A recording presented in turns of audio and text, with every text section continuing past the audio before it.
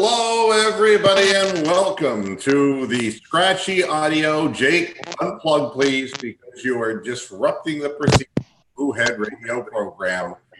I'm your host, a big and furry bovine, and Jake is having trouble with his audio equipment right now. So I have my eardrums on that. Yeah, I know. Yeah, there's something shorted out on his system, and I don't know what the heck it was. Headphone jack and the speaker jack. Am I good right now? Yeah. Oh, I just took my headphones out. I'll get new ones. It's cool. Oh, okay, yeah. You need to get a really good pair like I know. I'm not even going to go there.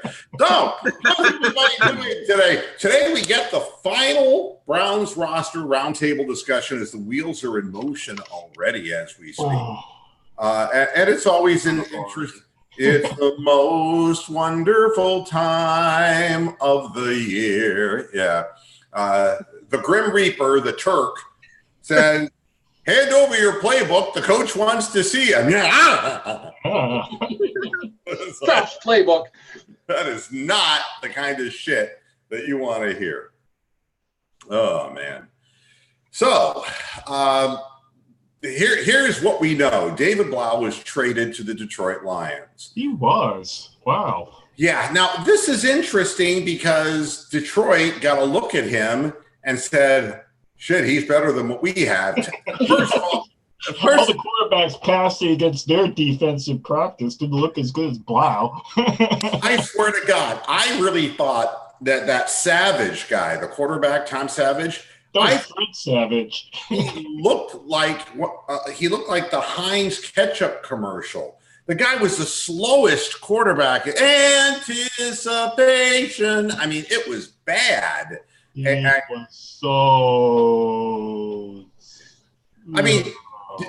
Lawrence has had 2 knee surgeries since college, and he ran him down like Savage wasn't even moving. I mean, it was like, again, Savage was like, if you were a savage in the jungle, he wouldn't survive very long, let alone savage on a football field. Very, very peculiar stuff. And then the other guy they had, who had the Hispanic surname, I don't know who that was, but he's horrible, absolutely horrible. And then they had Johnson, who's basically a pull the ball down and run it athletic guy, Little Johnson.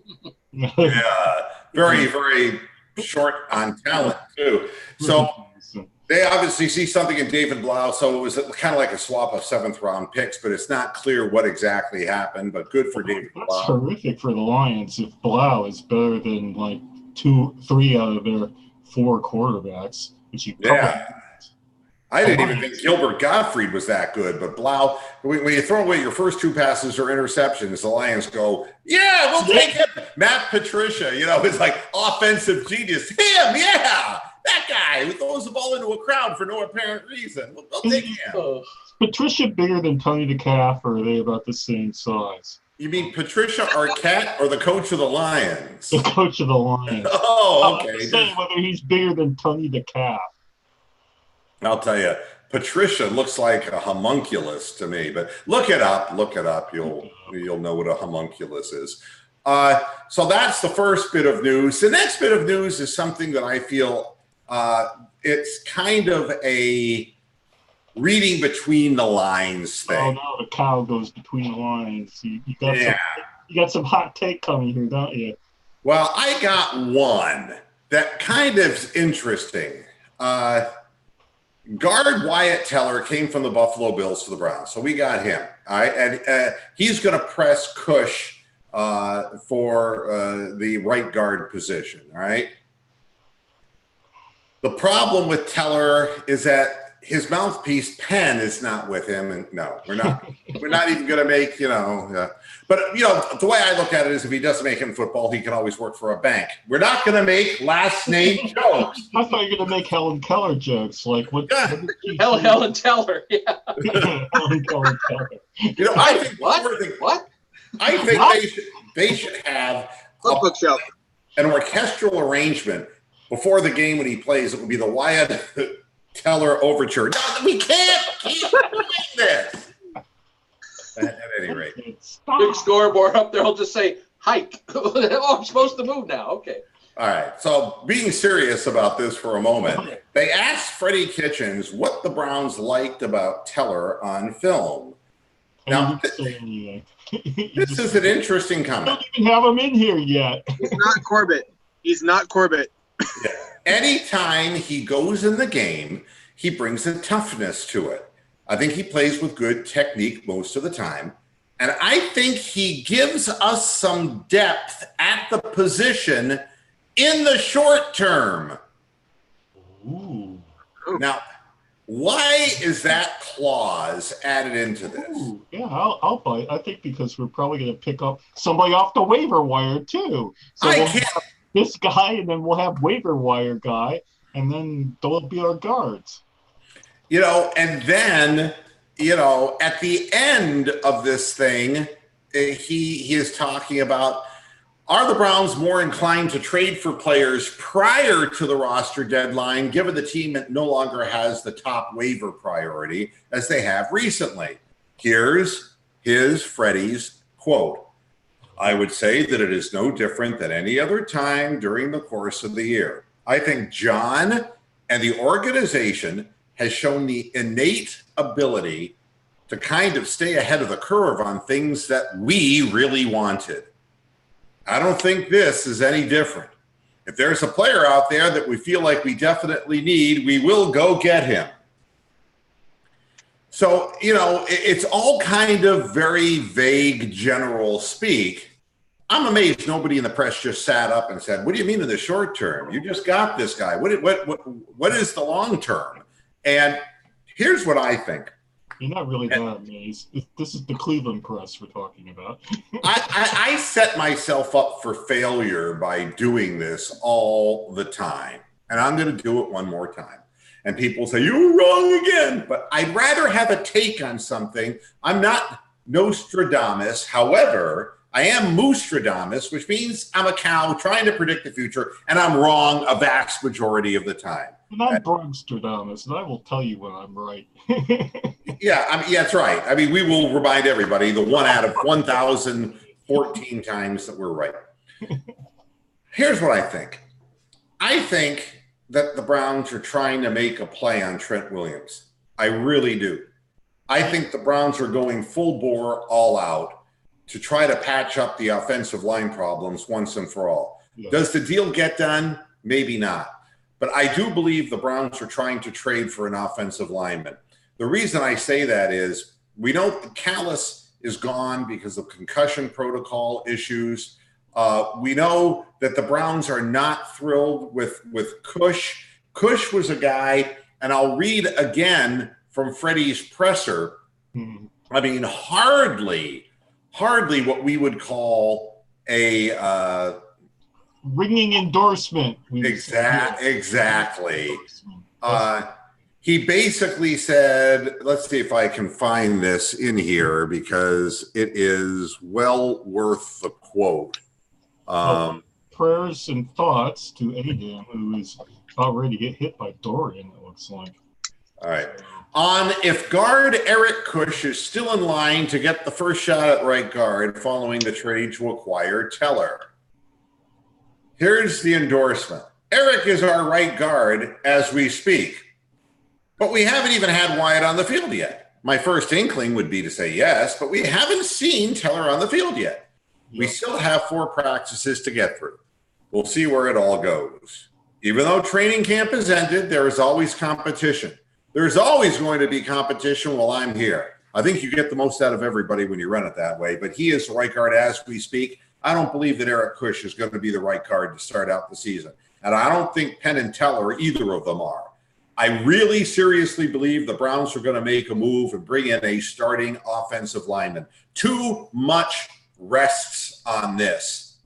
There was too much push up the middle. There was too much rush on Baker Mayfield. They cannot afford, as you have seen in the preseason, to lose him. And Dorsey has done everything up to this point to do the right thing as often as he can.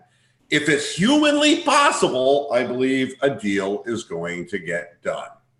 That is what I believe. And I should even go one step further, because why the hell not?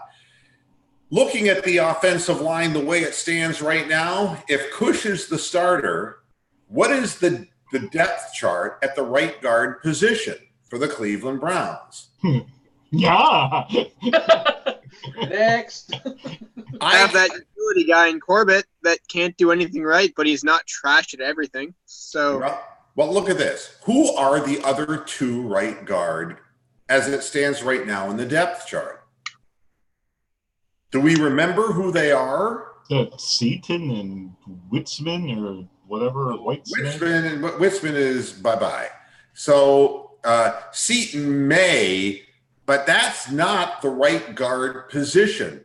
The right guard position originally, as I recall, was Cush, and then it was Callis. Those two guys were fighting for it.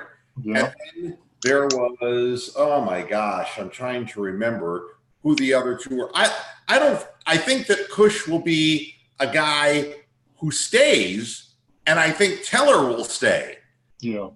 But the new guy they trade for is going to be the starter, and anyone below who's currently second and third on the depth chart will be gone and cut. I seriously believe they're not good enough. Yeah. Not to make a true playoff run. Simply not good enough. Oh, I'm 100% agreeing with this analysis. One thing I will point out is that anybody who actually stayed up and watched the entire game like I did, I don't know why, but I made it through 3 quarters and was just dead bored. Not gonna even lie. I watched it. in the middle of the fourth quarter when Gray bounced the play outside and scored a touchdown, that half of our offensive line was on the ground going turtle, going, I can't get up.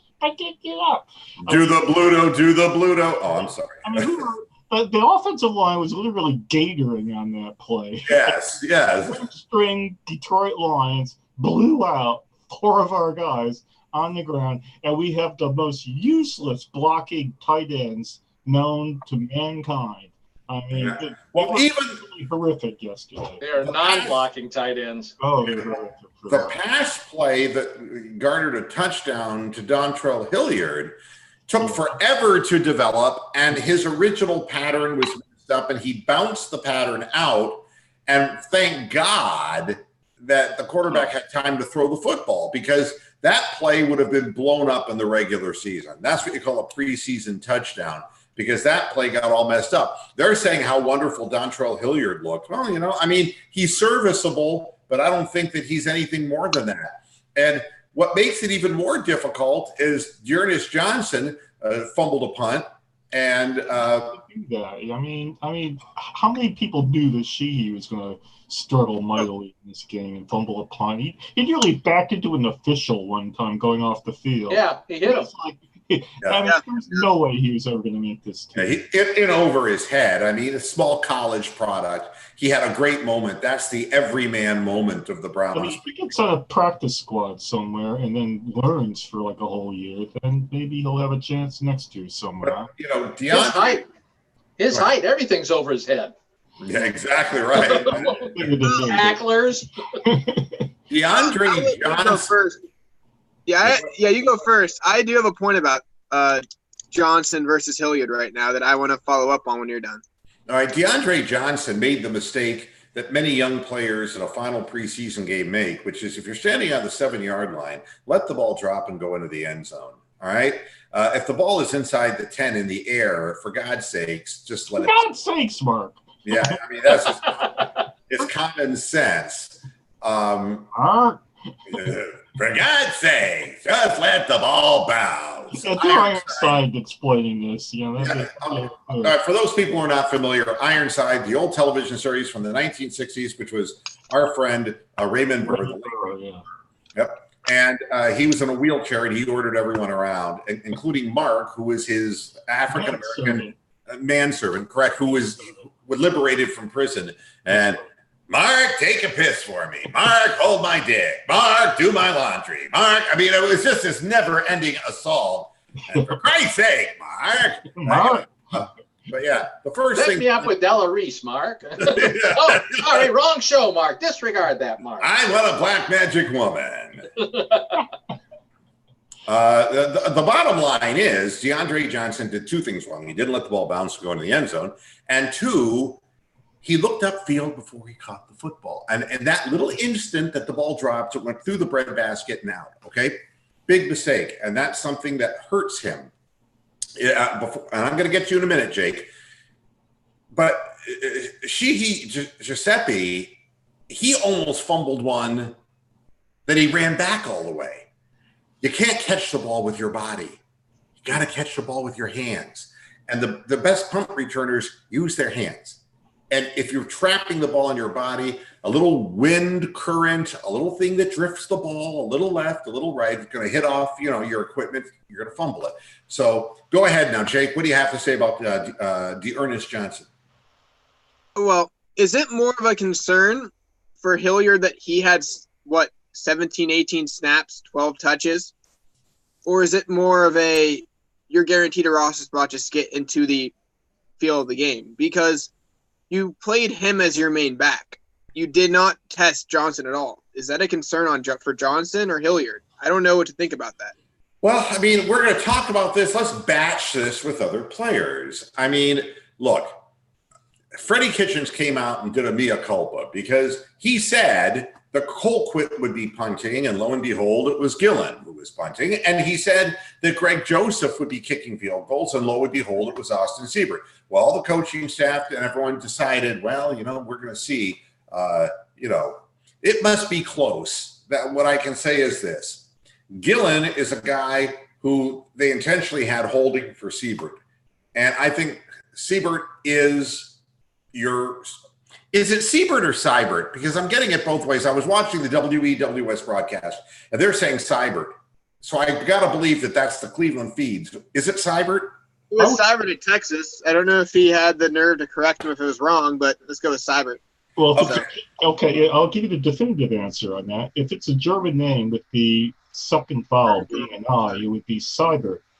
But in baseball, it was Sonny Siebert. But I would say it's Seibert. All right, that's what we'll call him then. And I think he's your starting kicker. All right, and I think that they wanted to see, can he do it with a different holder, and can he do it 2 games in a row? All right, and I saw the long face on Colquitt. Oh yeah, he was standing there. He looked like he was frozen in time on the sidelines. He looked like somebody who was, kind of. And Joseph looked sober. Yeah, and Joseph really looked long. He's drunk, but he's not kicking. Yeah, no, he really looked long-faced. And the thing is, the issue with Gillen is, can he hold? All right.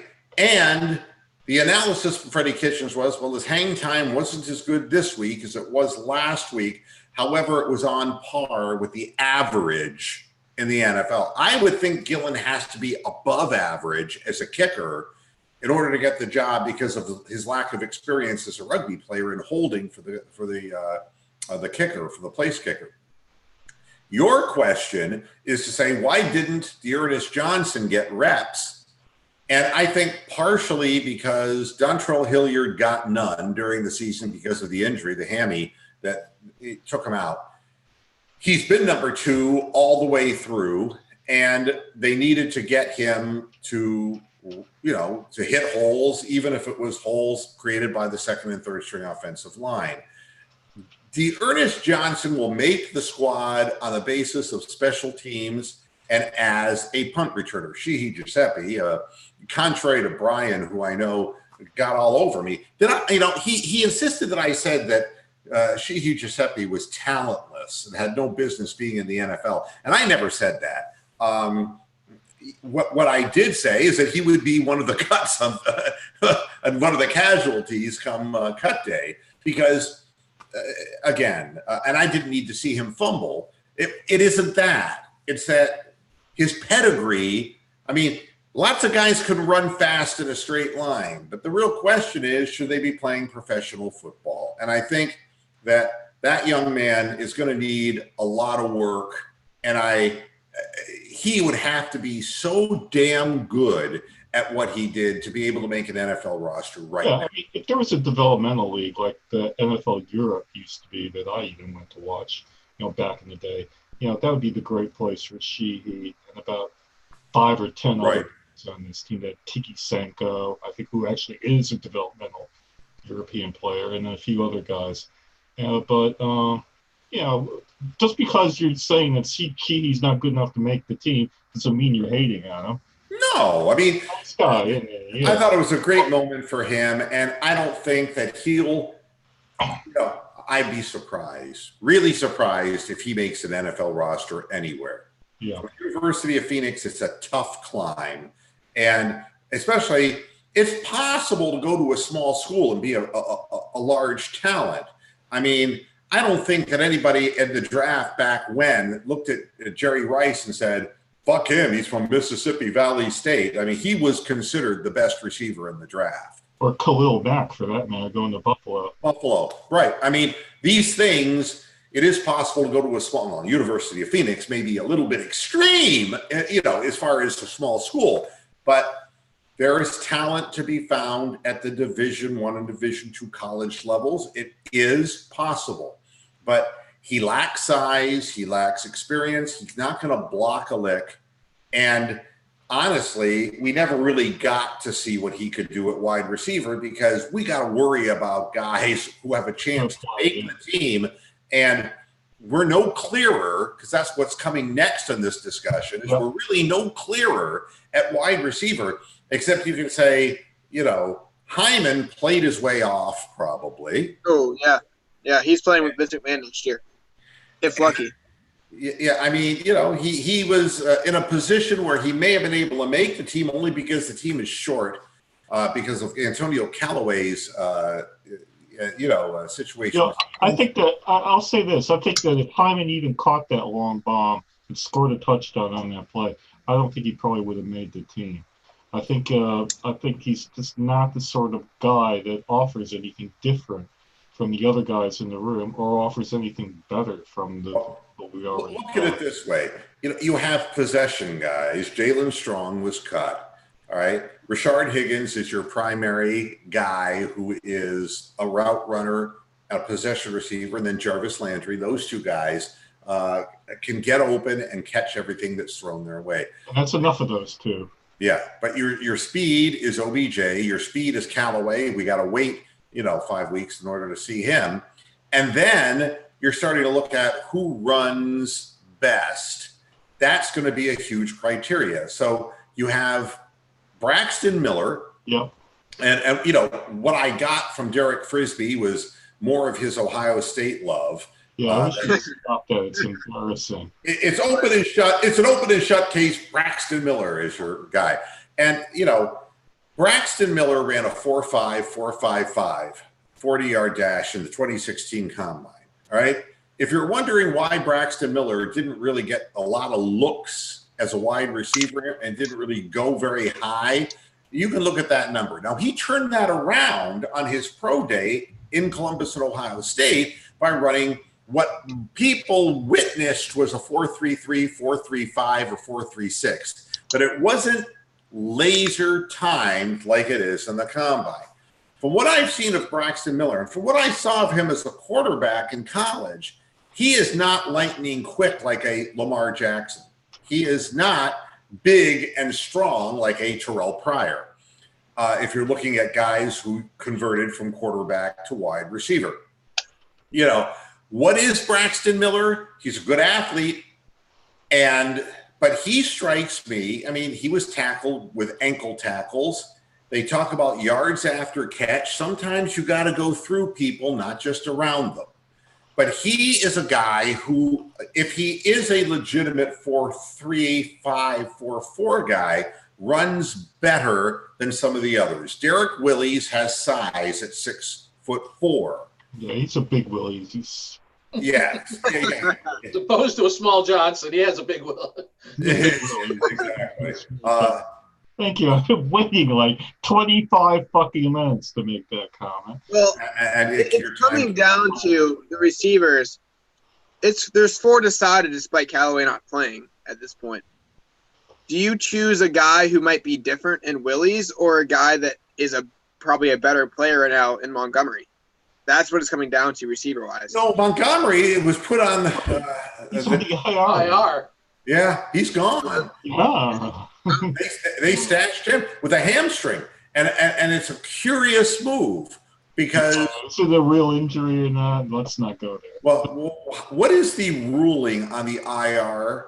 How? Whatever Bill Belichick wants it to. It's 6 weeks. I think it's 6 weeks at most for him, but I'm not sure if it's before the season. It's different for them, where you can bring him back sooner. He was the best of the bunch with the variety of quarterbacks in camp, but he's and he could run, he could get deep, and he had good hands. But we're not talking about him anymore. What we're really looking at is Damian Ratley, who they got to see some of the stuff from him last year. Nothing at all this year. Blough. I'm a Ratley fan. I bet he makes the team. He knows the system. He's been there the longest, so I'm a Ratley. That could be the reliable guy. My prediction is that 3 guys, Braxton Miller, Damian Ratley, and Derek Willis, will make the roster. Now, with that said, one of them going to go when Callaway comes back. So, and if I had to guess who was going to go, if they think that Braxton Miller is developmental, they're going to keep him. All right. Then it comes down to, to Willis or Ratley. And wasn't Miller on a practice squad all last year with the Eagles? Was that where he was? He started with Houston. No, he ended with Houston. He caught, I think, 24 passes or 23 passes for Houston last year. The hard part with Miller is how long are you a developmental guy when you've had 3 years of NFL receiver training? I agree. At some point, you're not going to translate to the league, or you're too late in translating.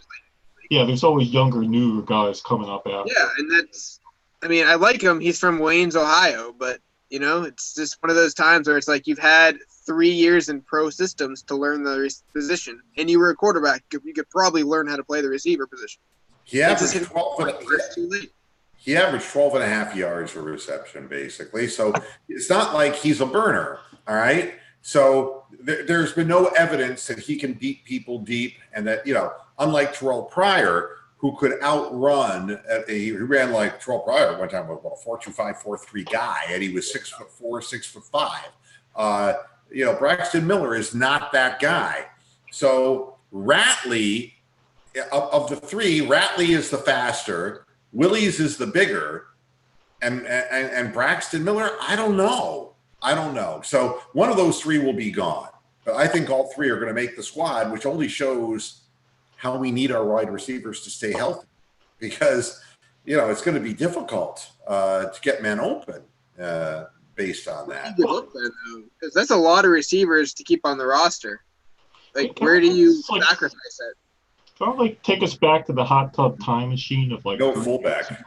When we just to get rid of the fullback in general. Yeah. Or you bring Duvall as the tight end / fullback and just only carry one fullback. I don't think they're even going to carry a fullback. I mean, you look at those tight ends, Carlson and Gathers, and those people are a waste of time. Seth DeValve caught 1 pass for 8, for 8 yards.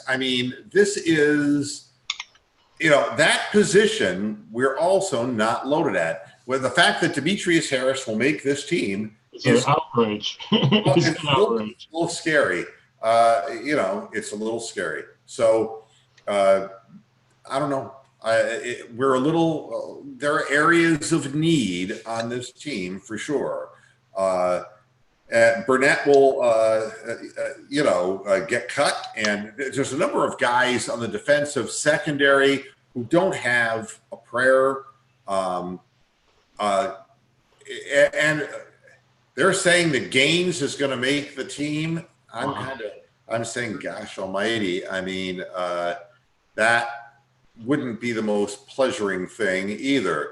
But I can't help but think that the Browns are trying to be taken seriously and that there've got to be some moves in the works to fill in the obvious weak spots. I'm less concerned with the linebacker because of that constantly evolving, changing 4-2-5 and the depth that we're showing at defensive line, which I wanted to talk about for a moment.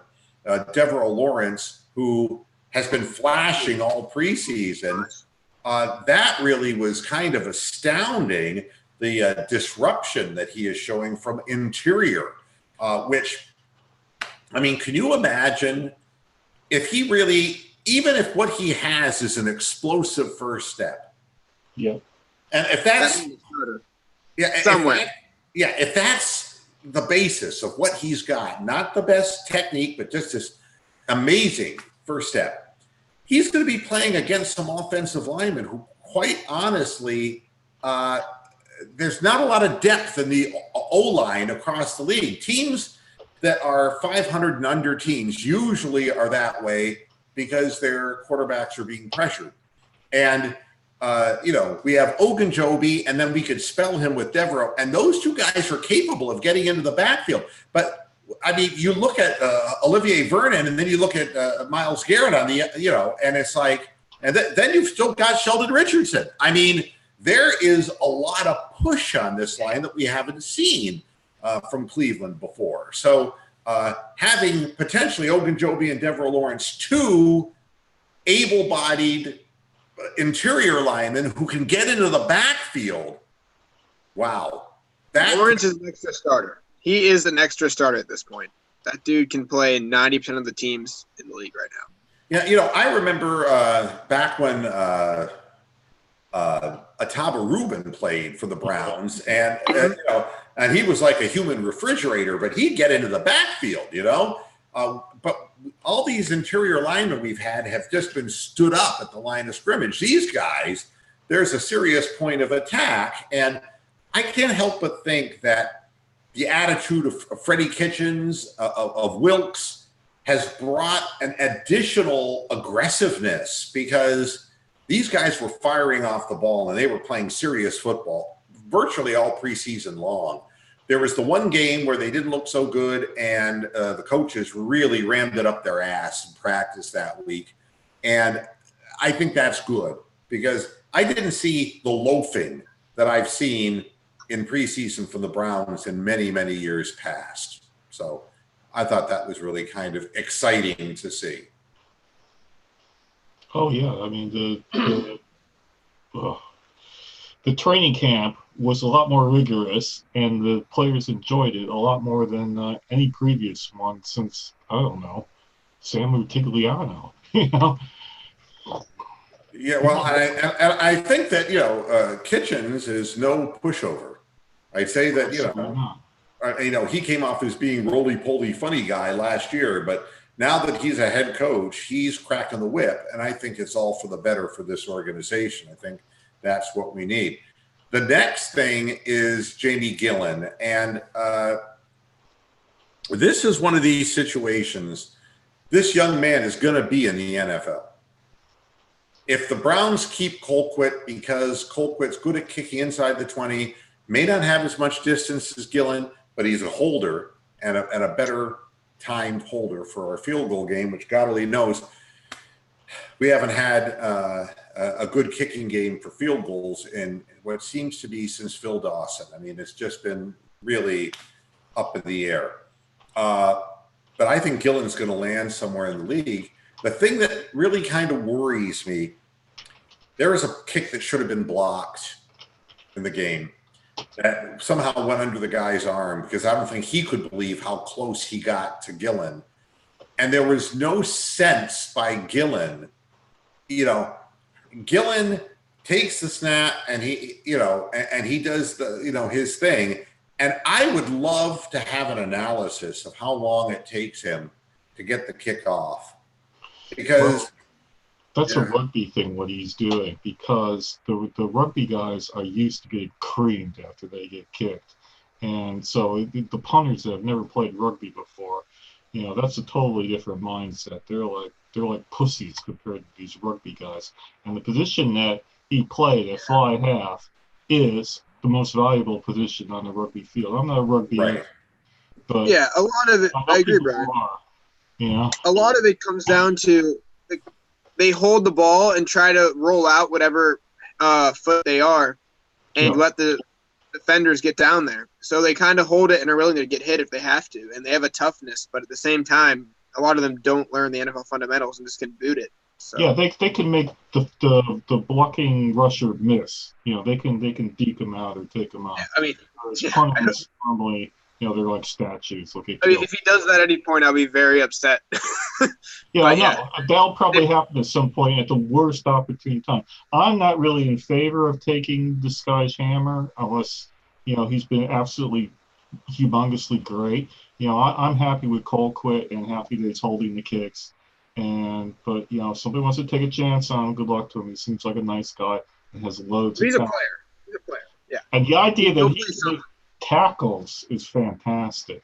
You don't want your specialist tackling. I do agree. Yeah, but no one That's blocks part of him. his rugby mentality right there. He just goes right after the guy with the ball. You do not want your guys who are specialists but tackling. he knows how to tackle. He's not blocked. He's the spare guy. He's the extra guy. So he can go out and be schemed for, in the special teams to say, you're the guy who's the extra guy. You got the guy coming out if he's like 20 yards past after he has the ball.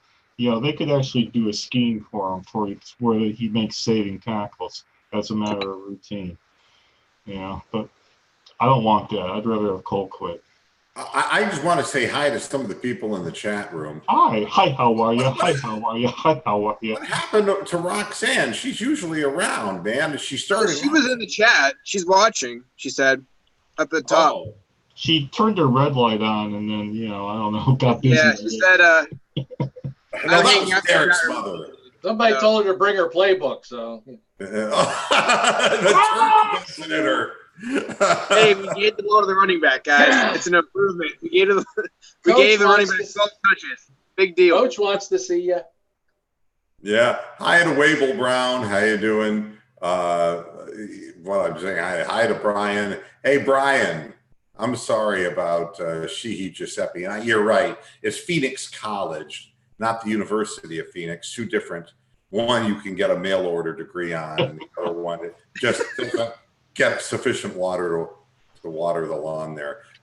It doesn't really have a campus because they can't get water. Hi to Amsterdam and anybody else hanging out in here who wants to be identified. Alistair Erskine. So who won the kicking job? It depends which kicking job. That I'm going to ask my guys now.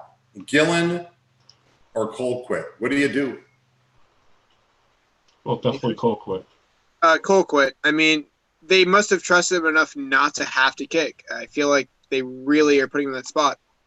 I think it's Colquitt. This is the opposite of Joseph, but oddly, he failed so miserably they kind of benched him without telling him that. So I think that's a pretty good indicator. They were probably just auditioning Gillen for some possible other teams last night.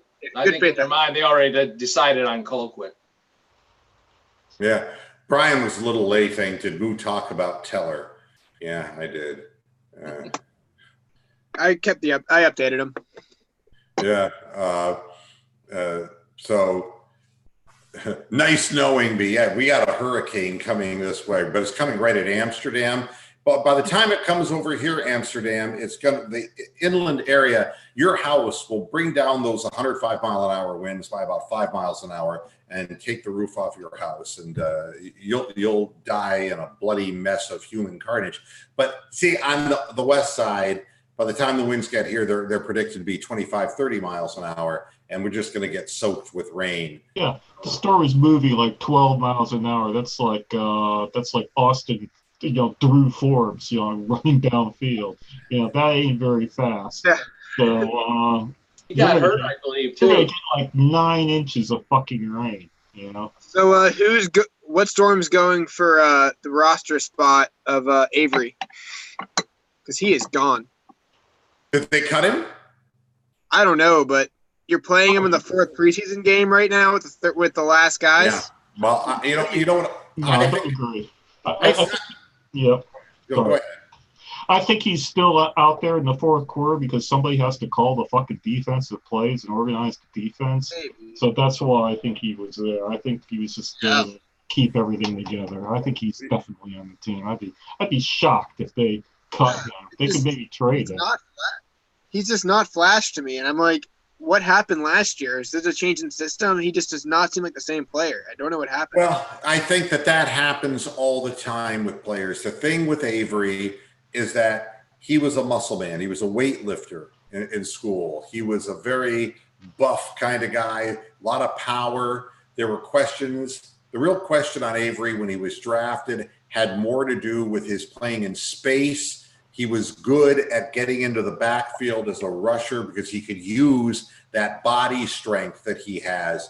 But the problem there is when you move to a 4-2-5 and when you've beefed up the defensive line, he's not as good a pass rushing defensive end as the people that we suddenly have. I mean, and as a linebacker, he's not competent in space. And it's not going to be a wrap on Genard Avery if he doesn't make the team. And I have, and we talked about this like a month ago about whether this 4-2-5 scheme was really going to hurt a player like him. And I think it has. I think he's on the team. Well, I mean, time is going to tell. People in the chat room were talking about Tyler Skaggs dying of an overdose of everything. And was he the Angels guy or the pitcher? Yeah, and he's definitely an Angel now. Now, exactly. That's exactly what I was going to say. Why did I laugh at that? That's messed up. I'm sorry. He earned his wings. He loves to fly, and it shows. I'm trying to think of any other punchlines I can come up with. Had everything in his system, every drug known to man. I mean, this guy. And the thing that was weird, drugs in him than fucking Michael Jackson, for God's his parents. Hey guys, he had a great honeymoon. Seriously, trust me on that one. Wow. Every drug he could find, he did. So his parents have hired an attorney claiming that a person within the Angels organization had some knowledge or something to do with him obtaining the drugs. Now, this is crazy. Blame the doctor. Yeah, how many times have we heard this? I mean, look, the fact that here's your, pre-start heroin for you, Well, he obviously had a serious problem, and his mother and father didn't know about it. And I think a lot of teammates probably didn't know about it, but more word will be coming out now that the toxicology was alcohol. It was fentanyl. This guy had more fentanyl in him. I mean, do you know how strong fentanyl is? I mean, it's instant. Yeah. So, question: I don't want to put his roommate on the spot, but his roommate didn't see him with heroin that was fentanyl. Wouldn't his roommate be able to be like, "Dude, don't put a needle in your arm"? I'm just using the common sense in my head here, where it's like that shouldn't go in your arm, dude. No, I know what you're saying, but I mean, the real question always comes down to, it's easy to sit there and say somebody managed to get him these drugs, but the fact is that Tyler Skaggs was intentionally ingesting substances to kill him. And it's really a shame, the whole thing. A 28-38 career pitcher, and he was a serviceable pitcher, about a 4.2 earned run average to his career. But I mean, the question is, how long did this problem persist? And that will be the interesting part of the story, is how long was he doing this for? And why wasn't anyone aware in the organization, teammates or anything? Because you certainly, I mean, if somebody was taking that kind of amount of fentanyl along with alcohol and God knows what else that they found in his system, you would think. It would pop on one drug test, I'd imagine. I mean, instantly, if you see fentanyl, it's instant suspension. I mean, I'd imagine, I don't know if they hit a drug test, but it might have been just immediate. He just got hooked. Because that's a suspension immediately in the MLB, 80 games in rehab. Right. So, I mean, I don't want to say they hit it because I don't have evidence, but you don't get caught with that immediately. And in a 15-game period, oh, he had all this in his system and didn't pop. Yeah. Right now, the last thing I want in front of my name is the words team physician. Yeah. You got some splaining to do.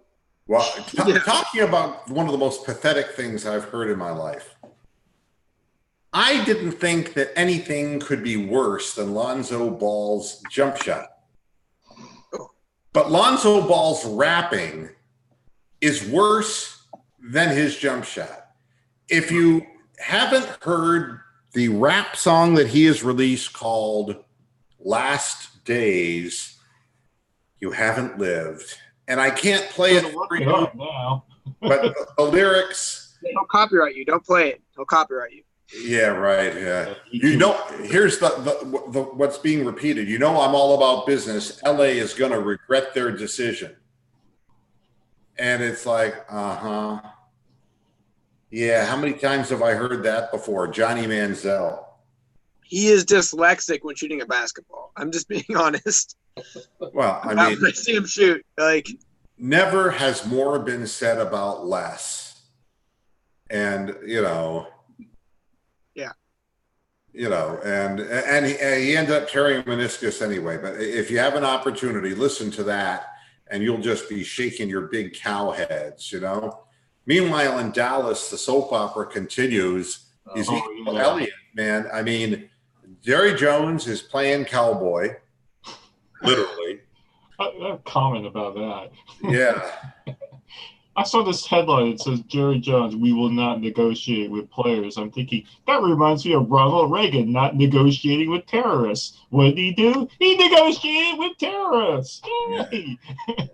It's all how it all starts out, you know?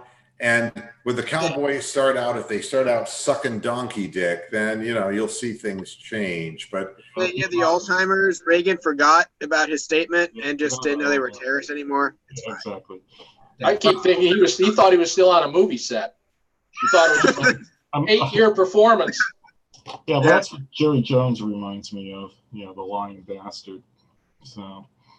Yeah, to me, this is, you know, and I'm looking at the Trent Williams situation too. And you got Allen, the general manager there, who, when Trent Williams said that he wasn't going to be playing, and Allen said, well, I know the truth. And then he proceeded never to tell anybody what the truth was. And nobody has any faith in the front office of the Washington Redskins because they've been losers for God knows how long now. And the whole Snyder ownership has just been a disaster. Brian has a great question I'd like to bring up. Is Elliott really going to sit out this year? Is he really going to? He's in a position where he probably can. It's all guaranteed. Yeah. I mean, and Trent Williams stated that he was never going to play for the Redskins again. And he made it perfectly clear in black and white. I would find it very hard, just like with Duke Johnson saying he wanted to be traded and just doubling and tripling down on it.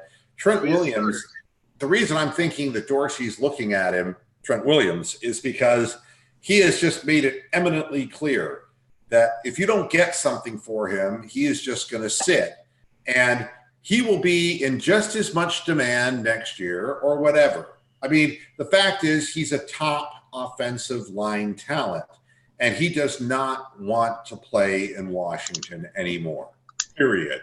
So, you know, and this is one thing, and this is part of the plantation mentality that unfortunately exists within football, which is the money boys and their self-appointed, you know, servants who they're the ones risking their brains and their bodies, you know, and that's what this is all about. It's a struggle. It's a struggle for control. And I'm not saying the players are always right, and I'm not saying the owners are always right. But what I am telling you is that Jerry Jones, in all of his years, never took a fucking hit that caused him a concussion. All right? Not one. And Trumer on Arkansas's national title team. All he has really to his name as a football player. That's right. I mean, it's really not people who don't make a career of playing professional football shouldn't comment on it. It was like I was watching, one of my favorite shows on television is Autopsy. And it's because it kind of gets into the medical situations. They were talking about WWE wrestler Chyna. You probably remember her back in the early 2000s. She was a huge star. The late 90s, early 2000s, she was WWE into the WWF transition, was the female wrestler. And if you didn't know the truth behind everything that was going on, she was dating Triple H. And they were fiancés, okay? And while she was his fiancé, he was doinking Stephanie McMahon. And when things got serious between Triple H and Stephanie McMahon, Vince stepped in and didn't renew her in 2001. That started a huge downward spiral. But what they were talking about, she was considered the rookie woman wrestler in 1996. By 98, she had made it up to the marquee brand, the WWF at the time. Olympian as well. She was an Olympian, near Olympian. Yeah. So, actually, great athlete. Great athlete, strong as an ox. But you know what they discovered? They discovered that she had osteophytes in her spine. And at that young an age, the toll that wrestling takes on the bodies are what lead to things like painkiller abuse and brain damage, like Benoit killing his family. And these things are real. They tried to test Chyna's brain, by the way, for CTE, but she had been dead for 3 days laying in a bed and her brain had liquefied. It was not able to be, examined. But to what degree her erratic behavior at the end of her life had to do with problems that she had. One thing that was certain, she was drinking to excess. And when people are medicating themselves that way, that there are more than bumps and bruises. And football is the same way. And players should live up to their contracts. I'm the first one to admit that. You sign a contract, you should play.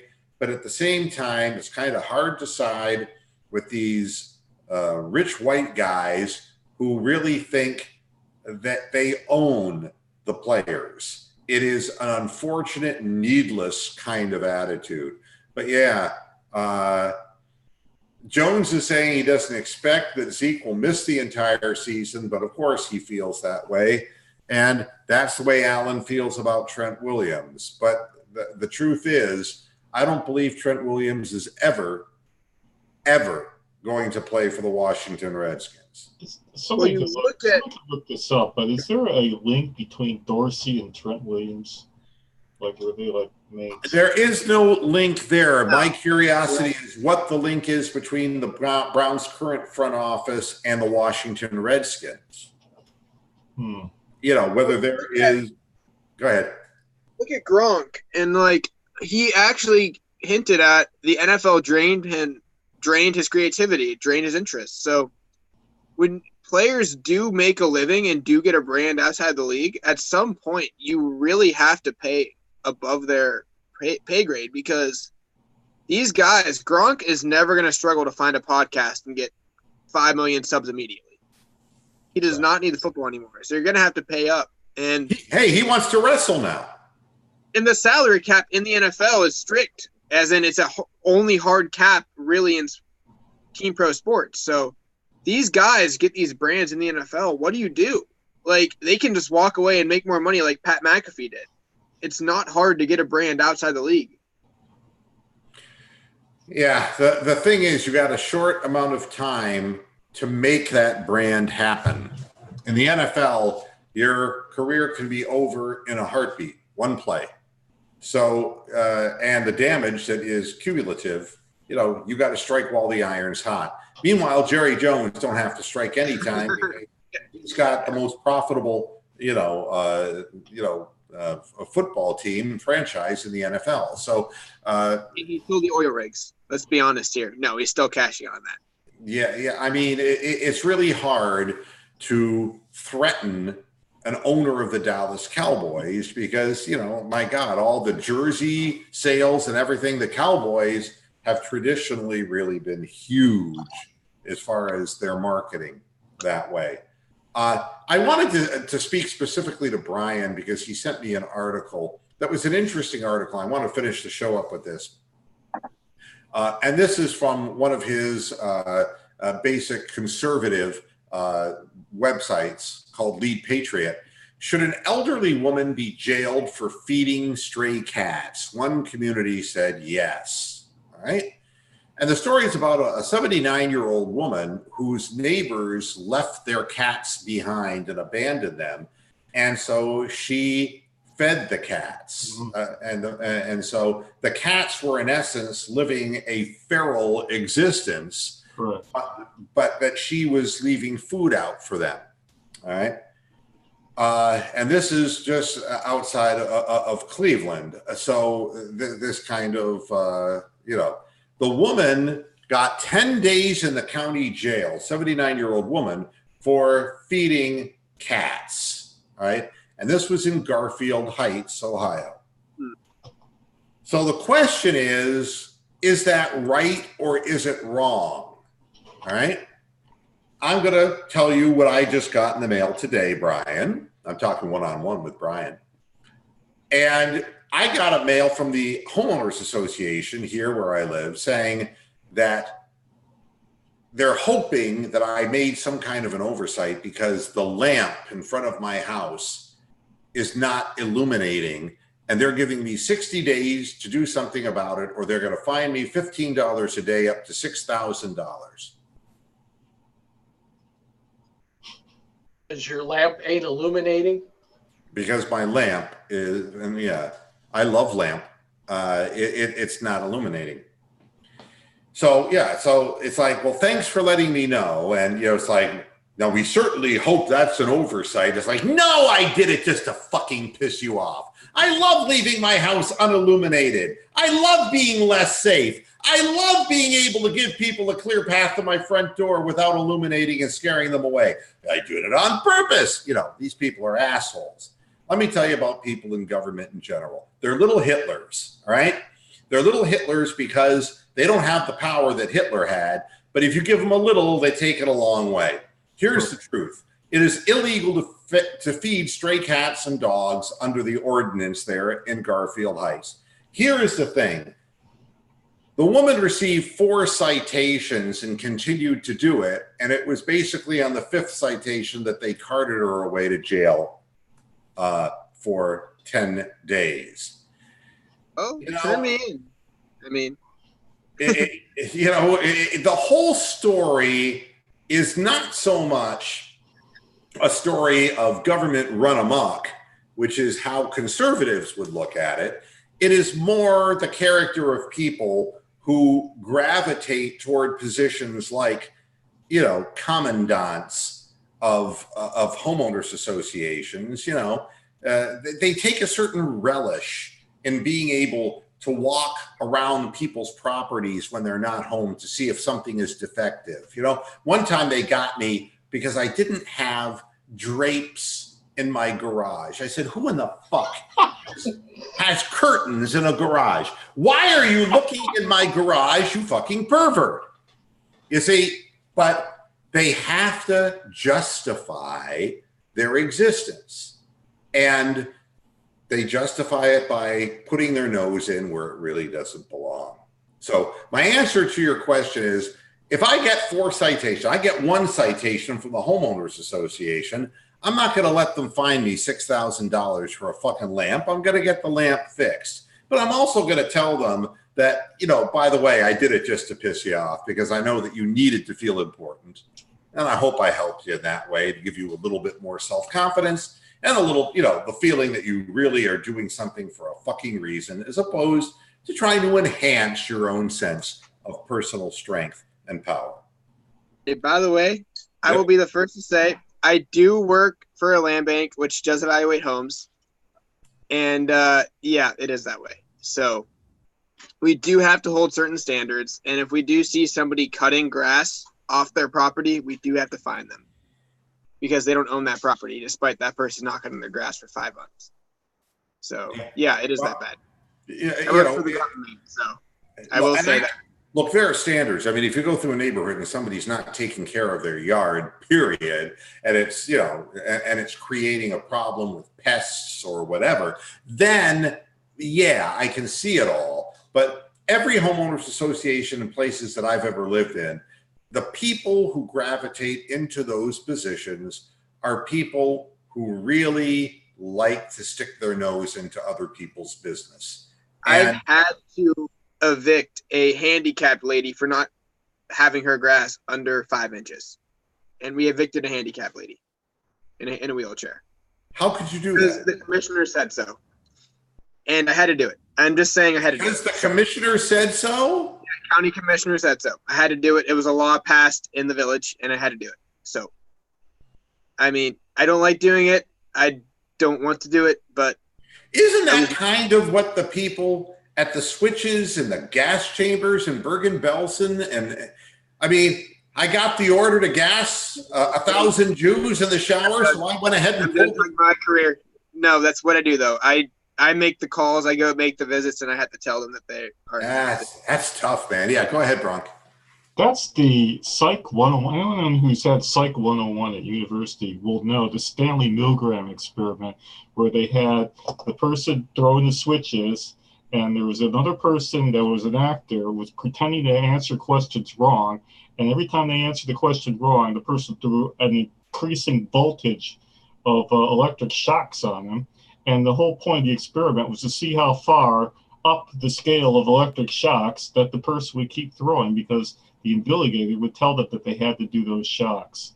And so many people went to the end of the line, and to the point where they would be dead if they were actually real shocks. It's frightening. It's frightening. Yeah, go ahead, Rick. Just two things. One, if you do get a citation, go ahead and stand out on your front lawn, light it up, and then ask them if that's illuminating enough for them. And second, as far as the Stray Cats go, I thought they were a damn good band. I like rockabilly. Hey, I do feed Stray Cats at the office. It's wrong to do. I get it. I still do it. But the worst thing I've done, and I'll say this, I hate saying it, but the last call we had was on our imagery because I do the IT side of it mostly. I just sent it to them. I had to make a call to a lady who had 2 previous citations of not cutting her grass below 5 inches when our team visited. It was a basketball hoop 4 inches onto the yard killing grass. She was evicted from her home for that when her kids played on it. I strut right by with my tail. I don't like my job, but it sucks. Trust me. And I don't want to say what party is involved. It's a mix of both, but it's just regulations and it's awful. So Brian, it's just how it is. It crosses party boundaries because believe me, it's just how it is, Brian. It's not like a bias at all. Every person in power has to follow this law. We have these 3 warnings for lower income people, and it just happens. It's awful. Nothing. I hate to. Yeah, I know. We could talk about this for an hour, really, if we want. Yeah, it was an interesting article, and I thought that it would be provocational. You know what?